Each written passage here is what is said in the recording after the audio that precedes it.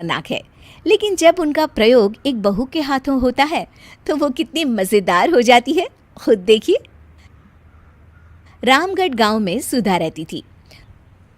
सुधा की सास उससे बड़ा काम कराती, तो पति ऐसा जो ना कभी घुमाने ले जाता और ना ही कभी कोई तोहफा लाता। बेचारी इस बात से हमेशा दुखी रहती, लेकिन एक दिन उसकी जिंदगी बदल जाती है।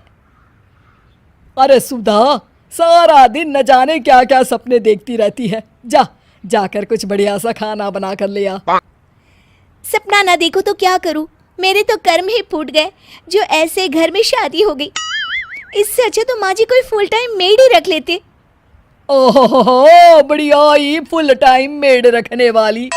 मेरे बेटे के लिए तो विलायत से रिश्ते आ रहे थे। वो तो तेरे पापा ने तेरी इतनी झूठी तारीफ कर दी कि हमारा तो मन ही पिघल गया। अच्छा, विदेश से रिश्ते? वाह माँ जी वाह। अरे भगवान से तो डरिए, विलायती बहू लाकर क्या गाय का गोबर लिपवाती। बहू बहू होती है, ना वो देशी होती है ना विलायती। बहू का काम सिर्फ सास की सेवा और घर का काम होता है। और सुन, तुझे मैं क्यों बताऊं कि मैं क्या करती? जाकर घर का काम कर। सुधा मन महसूस कर वहां से चली जाती है। शाम को सुधा का पति जल्दी घर आता है, जिसे देख सुधा खुश हो जाती है। जी, आ गए आप? जरूर मुझे कहीं घुमाने ले जाने का प्लान होगा आपका। सब समझती हूँ मैं। अरे नहीं भाग्यवान, घूमना क्या है, बस आज जल्दी बस मिल गई तो घर जल्दी पहुंच गया। अच्छा सुनो, जरा आज शाम की चाय के साथ पकोड़े भी तल लेना, बड़ा मन कर रहा है। सुधा पति की बात सुनकर पैर पटकती हुई किचन में चली जाती है। वो काम करते करते खिड़की के बाहर देखती है कि तभी उसे एक चमकीली सी कॉपी दिखाई देती है। वो खिड़की से उस कॉपी को उठा लेती है और उसे खोल कर देखती है तो उसमें सुनहरे अक्षरों में लिखा होता है, जादुई किताब, इस पर जो लिखो वो सच होता है। सुधा उस किताब को देखकर खुश हो जाती है और जल्दी से पास रखी पेंसिल उठाकर उसमें लिख देती है, मेरी सास सारा काम कर दे।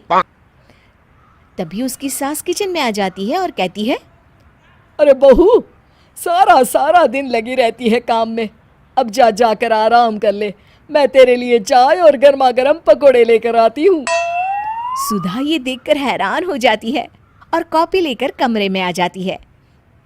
तभी वो देखती है कि उसका पति आराम से बैठकर किताब पढ़ रहा होता है।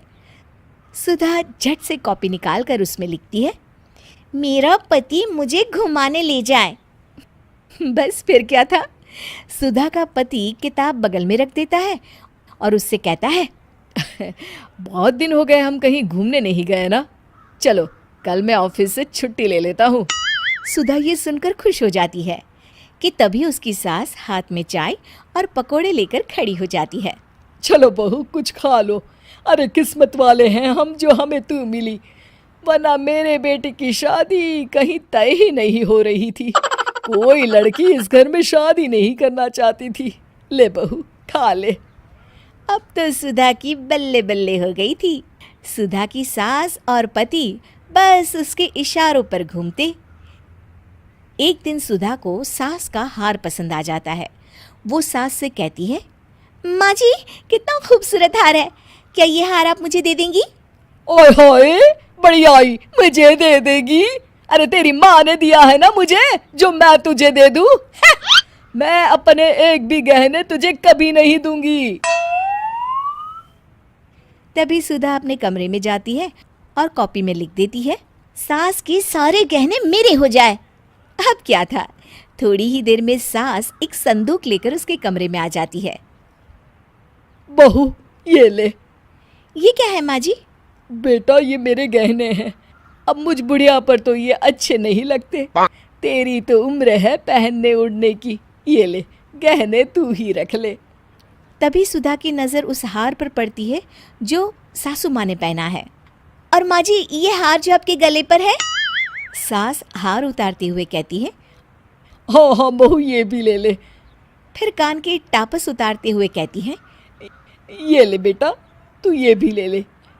फिर एक एक कर वो अपने सारे पहने हुए गहने उतारने लगती है। ये भी ले ले बहू, ये भी ले ले।